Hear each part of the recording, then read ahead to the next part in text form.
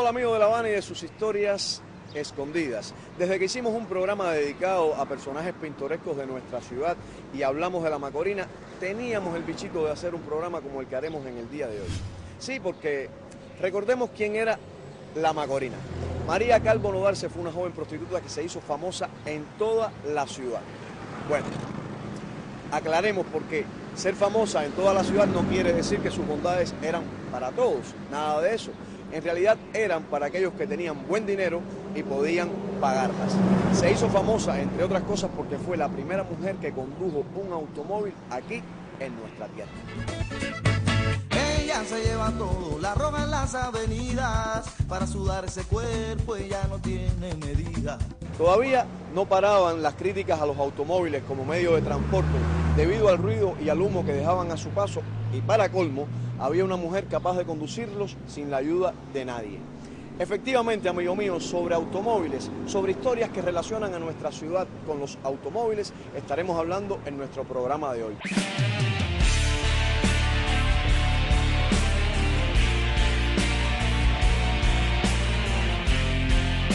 Sobre esos carros, como comúnmente le llamamos más los cubanos a los automóviles, estaremos hablando en nuestro programa de hoy. Sobre ellos que están luchando en el día a día junto a sus dueños por la vida. Amigo mío, está comenzando, como a mí me lo contaron, ahí va.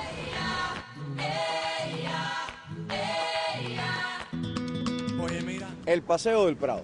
Estamos acá en este lugar, pues por aquí se paseó ante el asombro y la algarabía de todos el primer auto que arribó a nuestro país. Esto ocurrió en el año 1898 y vino desde Francia, traído por un cubano que se había establecido en Europa durante la Guerra de Independencia acá en nuestro país y que, conocedor de la aceptación que tenía el nuevo invento en el viejo mundo, pensó que podía hacer negocios vendiendo automóviles aquí en Cuba. José Muñoz, que era como se llamaba el hombre, compró un parisiense en 6.000 francos y lo trajo a exhibir acá a La Habana. Desgraciadamente no hemos podido encontrar fotos de este artefacto, pero se dice que tenía una apariencia bastante endeble e insegura y que andaba a una velocidad de 12 kilómetros por hora, haciendo un ruido ensordecedor. El segundo auto llega a nuestro país apenas 6 meses después, un Rochet Schneider, también adquirido en Europa por un cubano, esta vez el farmacéutico Ernesto Sarrá. El hombre se vanagloriaba muchísimo de las condiciones de su auto. Aquel auto tenía 8 caballos de fuerza y alcanzaba la asombrosa velocidad de 30 kilómetros por hora. Y así, poco a poco fueron cambiando los criterios a favor del automóvil, aunque la gente pensaba que eran demasiado peligrosos para la vía pública debido a la velocidad que alcanzaban. Ya en el año 1901, aunque se desconoce la cifra exacta de automóviles que había en nuestra ciudad, sí es muy elocuente el dato de que hubo que abrir el primer garaje para reparaciones mecánicas completas y el suministro de gasolina.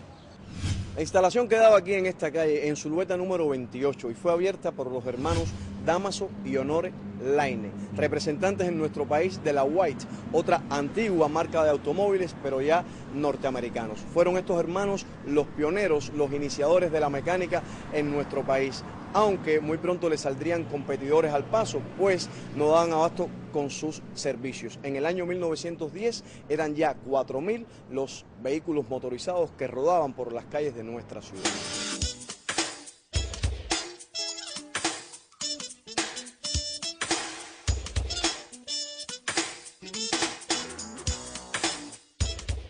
Ustedes vieron la cantidad de fotingos que hay en esta foto. Esos son los clásicos. Los Ford Modelo T que comenzaron a llegar a nuestro país en el año 1913. Arribaron con una frase publicitaria que después, con el tiempo, marcaría nuestro vocabulario. Pero bueno, retrocedamos un poquitico en el tiempo y no corramos tanto, porque cuando se habla de autos, esto puede resultar un tanto peligroso. Fíjese usted si es así, que en el año 1906, ya con la velocidad que alcanzaban los nuevos medios de transporte, unida a la poca costumbre que tenían los transeúntes para convivir con ellos, comenzaron a aparecer las primeras consecuencias. Fue precisamente aquí en la intersección de Monte y Ángeles donde ocurrió el primer accidente recogido en la historia de nuestra ciudad. Aquí, en este lugar, ocurrió la primera y lamentable pérdida humana. No queda muy claro en la historia qué consecuencias jurídicas se derivaron de este hecho, porque ¿saben ustedes a quién conducía aquel auto que atropelló a ese pobre peatón? Pues nada más y nada menos que el mismísimo presidente de la República, a don Tomás Estrada Palma. A favor de don Tomás tenemos que decir dos cosas. La primera es que no era su auto, porque hasta los tiempos de José Miguel Gómez como presidente de la República no hubo autopresidencia. Y la otra es que no manejaba él. Ya les decía yo que los automóviles fueron considerados en un principio por algunos como una especie de monstruos ruidosos que solo servían para espantar a los caballos de los caminos y para poner en peligro la vida de las personas. Pero para otros, como usted podrá suponer, no fue así. El ser humano es competitivo de por sí, y si antes se hacían carreras de caballos, ¿por qué no poner a competir la potencia de los motores y la habilidad para conducir los automóviles?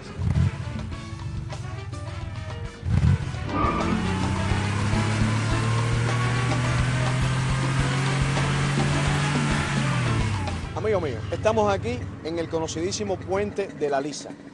Pues desde aquí, desde este lugar, partió la primera carrera de la que se tiene memoria en nuestra ciudad. Partió desde aquí y terminaba en Guanajay. Eso fue en el año 1903. Y su organizador principal fue uno de los dueños del garaje, del taller del que ya les hablé anteriormente, el de la calle Zulueta, Dámaso Laine. En la carrera participaron 5 automóviles y todos iban conducidos por sus dueños, y la mayoría de ellos acompañados por sus honorables esposas. Finalmente, la carrera la ganó su organizador, Dámaso Laine. Claro, que el hombre llevaba ventaja desde que salió, pues fue el único que no iba acompañado por su esposa. A ver, usted se imagina ir desde aquí, desde el Puente de la Lisa hasta Guanajay, con su esposa. Papito, ten cuidado con el caballo que... Oye, nené, el hueco, dale suave, papá. Señores, oye, le zumba el mango. Yo le digo a usted que los verdaderos héroes de esa carrera fueron los 4 que no ganaron. Y seguimos, porque hay más. Deja que tú tengas tu carro, pa' que tú llegues a tu casa, descargando el maletero lleno de milagros.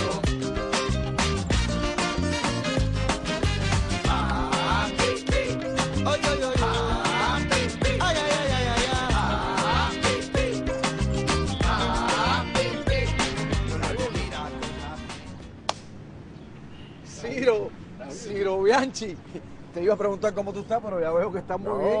Pero, te traje este carro porque, como estamos hablando de autos clásicos, de autos antiguos, pues te traje este carro que es un verdadero clásico, un Chevrolet Bel Air 57 de 2 puertas, descapotable, del amigo Armandito, que es un verdadero clásico. Bueno, entonces cuéntame. Bueno, pues mira, hay una cosa interesante que te quiero decir. En el año 59, Cuba era, en proporción, con el número de carros y el número de habitantes, el 6º país del mundo. La aventajaban solo a Cuba, Estados Unidos, Canadá, Gran Bretaña, Venezuela y Alemania Occidental. Ahora, me imagino que tú habrás hablado de las carreras. Bueno, hablé de la primera, la del Puente de la Lisa. Sí, pero yo tengo el antecedente primero de todas las, que no fue una carrera realmente. Pero bueno, vamos a dar un paseíto y te voy contando en el carro. Déjame ver, dame el gusto este. ¿Cómo tú estás, Armandito?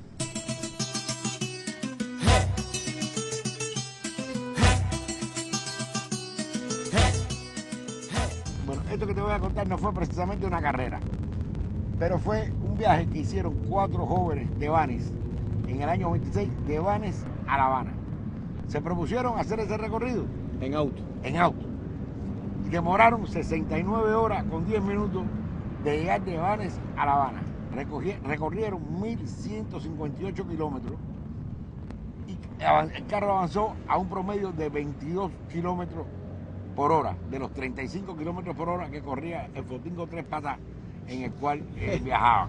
Hoy en día nadie soportaría viajar a esa velocidad. Pero ellos estaban muy orgullosos de su récord, haber llegado a La Habana en 69 horas, con 18 horas que se tomaron de descanso en el camino para hacer las necesidades más imprescindibles, porque un intento anterior desde Santiago de Cuba había demorado 6 días.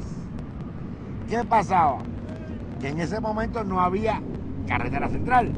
los caminos estaban en mal estado, las comunicaciones entre una provincia y otra eran apenas existentes porque, por tierra, no había señalización y ellos más o menos hicieron el viaje, a veces guiándose por las estrellas, como si estuvieran como los marineros. en el mar, como los marineros, sin contar que era una situación muy grave que había en el país, porque en Ciego de Ávila había sido secuestrado el millonario Enrique Pina, lo cual provocó que Machado ahorcara y mandara asesinar a una cuanta cantidad de canarios, isleños canarios, que él consideraba que fueron responsables del secuestro de Pina. Sí. Es decir, había un clima de intranquilidad muy grande en el país porque la Guardia Rural estaba haciendo registros, estaba persiguiendo, y para complicar más las cosas, se había fugado una pantera del Cinco Montalvo que andaba suelta por los campos. Eso motivó que estos señores, cada vez que llegaban a un pueblo, pasaran un telegrama a Banes anunciando, como si fuera un parte de guerra, a donde habían llegado. Y motivó también que en muchos lugares la gente no quería darle ayuda.